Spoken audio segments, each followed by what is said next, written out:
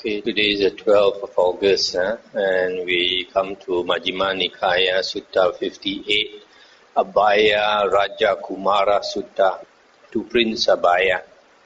Thus have I heard. On one occasion, the Blessed One was living at Rajagaha, in the bamboo grove, the squirrel sanctuary.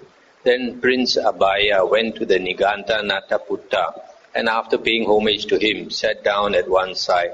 Thereupon the Niganta Nataputta said to him, "Come, Prince, refute the recluse Gautama's doctrine, and a good report of you will be spread to this effect. Prince Abhaya has refuted the doctrine of the recluse Gautama, who is so powerful and mighty. But how, venerable sir, shall I refute his doctrine? Come, Prince, go to the recluse Gautama and say, 'Venerable sir, would the Tathagata utter speech that would be unwelcome and disagreeable to others?' If the recluse Gautama, on being asked, thus answers, 'The Tathagata Prince would utter speech that would be unwelcome and disagreeable to others,' then say to him, 'Then, venerable sir, what is the difference between you and an ordinary person? For an ordinary person would also utter speech that would be unwelcome and disagreeable to others. But if the recluse Gautama, on being asked, thus answers, the Tathagata Prince would not utter speech that would be unwelcome and disagreeable to others, then say to him, Then, venerable sir, why have you declared of Devadatta? Devadatta is destined for the states of deprivation. Devadatta is destined for hell. Devadatta will remain in hell for the aeon. Devadatta is incorrigible. Devadatta was angry and dissatisfied with that speech of yours. When the recluse Gautama is posed this two-horned question by you, he will not be able either to gulp it down or throw it up. If an iron spike were stuck in a man's throat, he would not be able either to gulp it down or throw it up.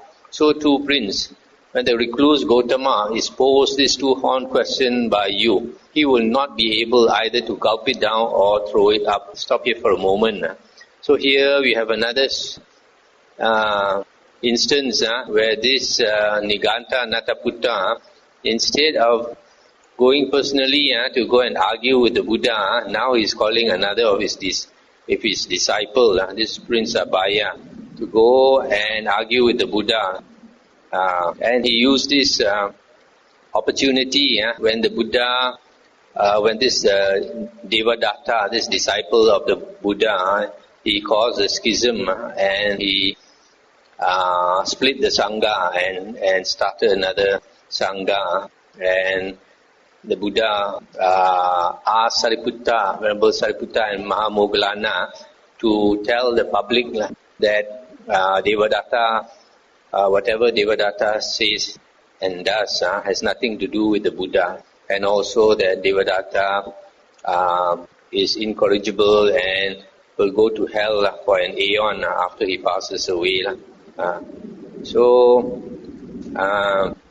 he asked this Prince Abhaya to pose this two-horned question, whether the Buddha would say something that would be unwelcome and disagreeable to others. That means unpleasant speech.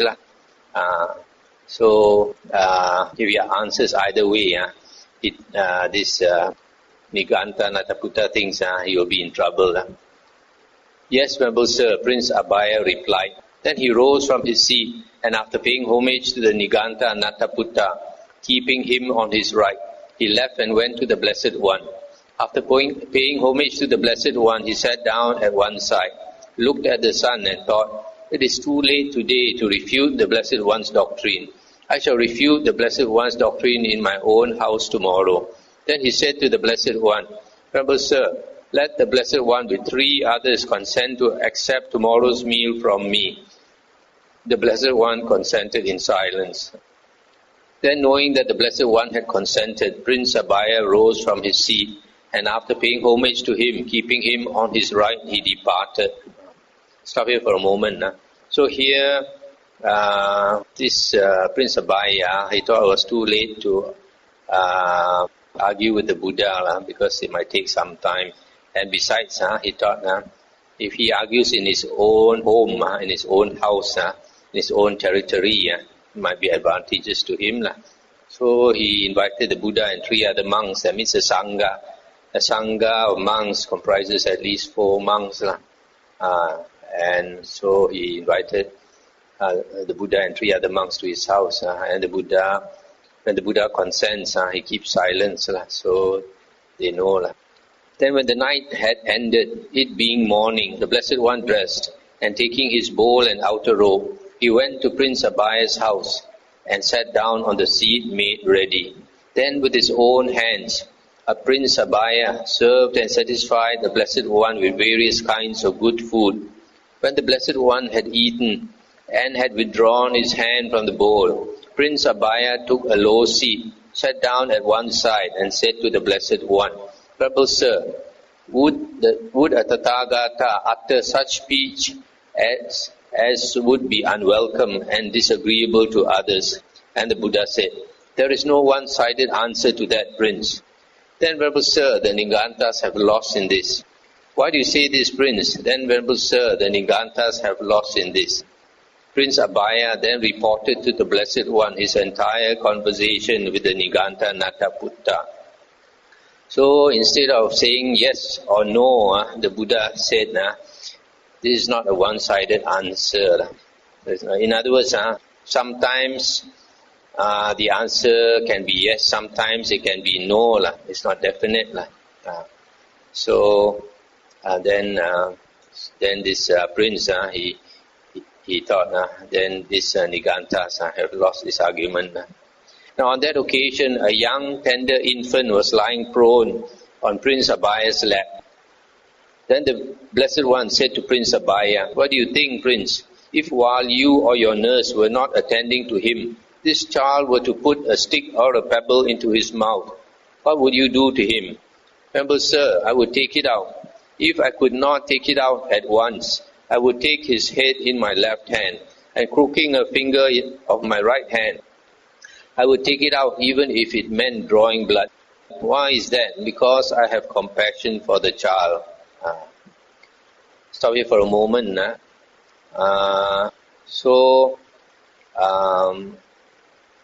This action of putting the finger into the child's mouth and taking out the stone, even if it meant causing blood to flow, is, you can say, action that is unwelcome and disagreeable to the child.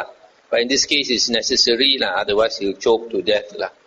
So by this example, the Buddha is trying to say that sometimes, out of compassion, he may utter a speech that would be unwelcome and disagreeable to the person, but it is necessary, and it is because of compassion that he has to speak like that, just as in this case, although that action is disagreeable and unwelcome to the child, yet it is necessary, so he has to do it.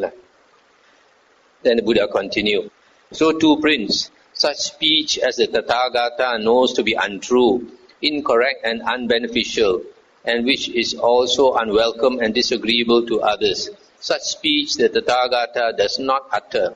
Such speech as the Tathagata knows to be true and correct, but unbeneficial, and which is also unwelcome and disagreeable to others, such speech the Tathagata does not utter.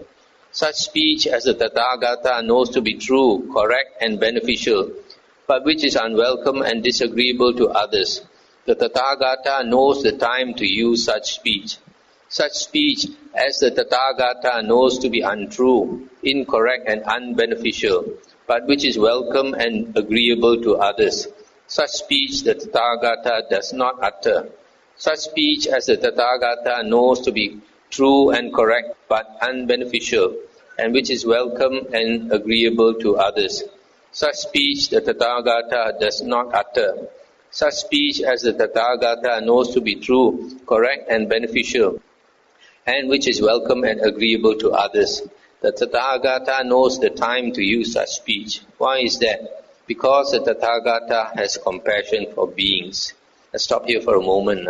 So here you see what the Buddha is trying to say is that he utters speech that is true, correct, and beneficial to others. And whether it is welcome or not to others, he knows the time to use it because of compassion for beings. He has to speak what is true, what is correct, and what is beneficial. Venerable Sir, when learned nobles, learned Brahmins, learned householders, and learned recluses, after formulating a question, then go to the Blessed One and pose it, has there already been in the Blessed One's mind the thought, if they come to me and ask me thus, I shall answer thus? Or does that answer occur to the Tathagata on the spot? As to that, Prince, I shall ask you a question in return. Answer it as you choose. What do you think, Prince? Are you skilled in the parts of a chariot? Yes, Venerable Sir, I am. What do you think, Prince? When people come to you and ask, what is the name of this part of the chariot? Has there already been in your mind the thought, if they come to me and ask me thus, I shall answer them thus? Or does that answer occur to you on the spot? Venerable Sir, I am well known as a charioteer, skilled in the parts of a chariot. For all the parts of a chariot are well known to me. That answer would occur to me on the spot. So too, Prince, when learned nobles, learned Brahmins, learned householders, and learned recluses, after formulating a question, then come to the Tathagata and pose it, the answer occurs to the Tathagata on the spot. Why is that? That element of things has been fully penetrated by the Tathagata, through the full penetration of which the answer occurs to the Tathagata on the spot. When this was said, Prince Abhaya said, Magnificent Venerable Sir, Magnificent Venerable Sir, the Blessed One has made the Dhamma clear in many ways, etc. From today, let the Blessed One remember me as a lay follower who has come to him for refuge for life. It's the end of the sutta. So, the Buddha says, speech that is untrue, he doesn't speak, or incorrect, he doesn't speak, or unbeneficial, he doesn't speak. But he speaks speech that is true, correct, and beneficial. And whether that speech is welcome and agreeable to others or not, since it is beneficial to others, he will still say it, but he will know the right time to use that speech out of compassion for beings. So in the end, you see, this Prince Abhaya, he switched his loyalty from the Nigantas to the Buddha and his disciples. That's the end of the sutta. Now let's go to Sutta 59. Bahuvedaniya Sutta, the many kinds of feeling. Thus have I heard. On one occasion, the Blessed One was living at Savatthi in Jeta's Grove, Anatha Pindika's park. Then the carpenter Panchakanga went to the Venerable Udayin, and after paying homage to him, he sat down at one side and asked, Venerable Sir, how many kinds of feeling have been stated by the Blessed One? 3 kinds of feeling have been stated by the Blessed One, householder. Pleasant feeling, painful feeling, and neither painful nor pleasant feeling. These 3 kinds of feeling have been stated by the Blessed One. And then the carpenter said, not 3 kinds of feeling have been stated by the Blessed One, Venerable Udayin. 2 kinds of feeling have been stated by the Blessed One. Pleasant feeling and painful feeling. This neither painful nor pleasant feeling has been stated by the Blessed One as a peaceful and sublime kind of pleasure. A second time and a third time, the Venerable Udayin stated his position, and a second time and a third time, the carpenter Panchakanga stated his. But the Venerable Udayin could not convince the carpenter Panchakanga, nor could the carpenter Panchakanga convince the Venerable Udayin. So it looks from here, both of them also know the Dhamma to a certain extent, and so they could not agree with each other. The Venerable Ananda heard their conversation. Then he went to the Blessed One, and after paying homage to him, he sat down at one side and reported to the Blessed One the entire conversation between the Venerable Udayin and the carpenter Panchakanga. When he had finished, the Blessed One told the Venerable Ananda, Ananda, it was actually a true presentation that the carpenter Panchakanga would not accept from Udayin, And it was actually a true presentation that Udayan would not accept from the carpenter Panchakanga. I have stated 2 kinds of feeling in one presentation. I have stated 3 kinds of feeling in another presentation. I have stated 5 kinds of feeling in another presentation. I have stated 6 kinds of feeling in another presentation. I have stated 18 kinds of feeling in another presentation. I have stated 36 kinds of feeling in another presentation. I have stated 108 kinds of feeling in another presentation. That is how the Dhamma has been shown by me in different presentations. When the Dhamma has been thus shown by me in different presentations, it may be expected of those who will not concede, allow and accept what is well stated and well spoken by others, that they will take to quarrelling, brawling and disputing, stabbing each other with verbal daggers. But it may be expected of those who concede, allow and accept what is well stated and well spoken by others, that they will live in concord, with mutual appreciation, without disputing, blending like milk and water, viewing each other with kindly eyes. Stop here for a moment. So here the Buddha says both of them are correct to a certain extent, and the Buddha says he has stated there are very many types of feelings in different ways. Ananda, there are these 5 chords of sensual pleasure. What are the 5? Forms cognizable by the eye that are wished for, desired, agreeable and likable, connected with sensual desire and provocative of lust. Similarly, sounds cognizable by the ear, odors, flavors, tangibles that are wished for, desired, agreeable, likable, connected with sensual desire and provocative of lust. These are the 5 chords of sensual pleasure. Now the pleasure and joy that arise dependent on these 5 chords of sensual pleasure are called sensual pleasure. Should anyone say, that is the utmost pleasure and joy that beings experience, I would not concede that to him. Why is that? Because there is another kind of pleasure, loftier and more sublime than that pleasure. And what is that other kind of pleasure? Here, Ananda, quite secluded from sensual pleasures, secluded from unwholesome states, a monk enters upon and abides in the first jhana, which is accompanied by applied and sustained thought, with delight and pleasure born of seclusion. This is that other kind of pleasure, loftier and more sublime than the previous pleasure. Stop here for a moment. So, ordinary worldly people, we tend to enjoy worldly pleasure through the 5 senses. Enjoy beautiful forms, sounds, odors, flavors, and touch, tangibles. And that is called sensual pleasure. But the Buddha says there is a higher pleasure. But because ordinary people are unable to experience this higher pleasure of the jhanas, so they keep craving for sensual pleasures because that's all that they know. But the Buddha says the jhana is higher, loftier and more sublime. Should anyone say that is the utmost pleasure and joy that beings experience, I would not concede that to him. Why is that? Because there is another kind of pleasure, loftier and more sublime than that pleasure. And what is that other kind of pleasure? Here, Ananda, with the stilling of applied and sustained thought, a monk enters upon and abides in the second jhana. This is that other kind of pleasure, loftier and more sublime than the previous pleasure. And should anyone say that this is the highest pleasure, then the Buddha says he does not concede, because there is another which is higher.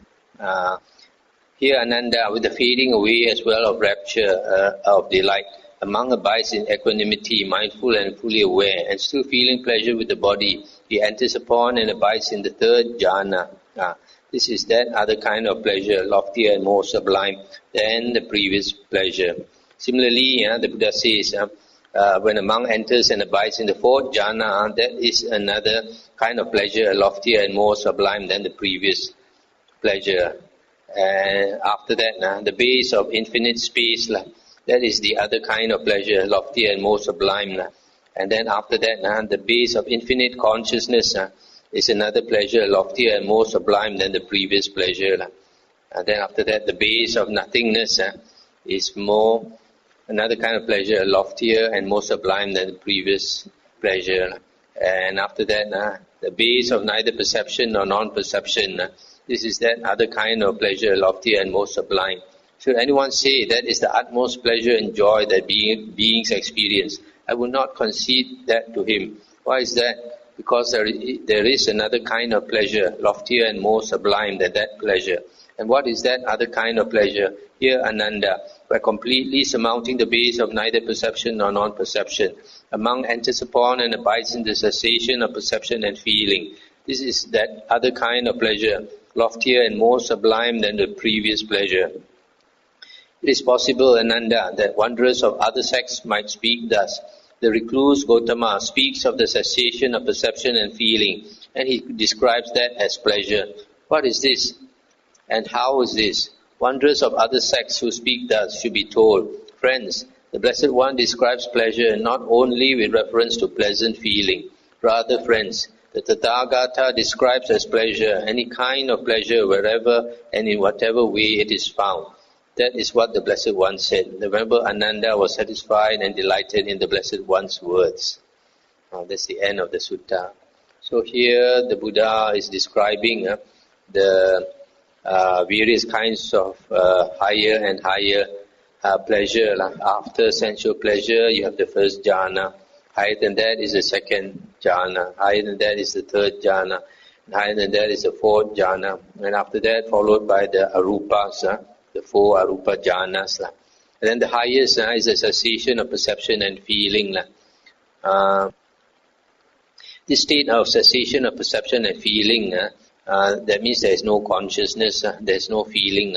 And yet the Buddha says that this is the greatest pleasure here. Then the Buddha says, if other sectarians ask, how come there is cessation of feeling and yet the Buddha says it is the highest pleasure? And the Buddha says, even though there is no feeling, still that state is extremely blissful and pleasant. It's just like sleep. When we go into the deep state of sleep and we are not dreaming, we are not aware of anything. And because there is no, in that state, there is no sense of I existing. And when there is no I existing, you are totally relieved of all pressures, released from all fears, everything. So the Buddha says, Nibbana paramang sukhang. Nibbana is the highest bliss. And this cessation of perception and feeling is that state of parinibbana where the six consciousnesses stop. The six sense consciousness stop. And that is the greatest bliss.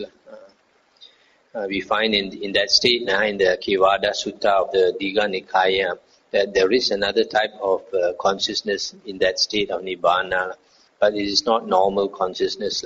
It is a type of consciousness without an object. It is bright and boundless.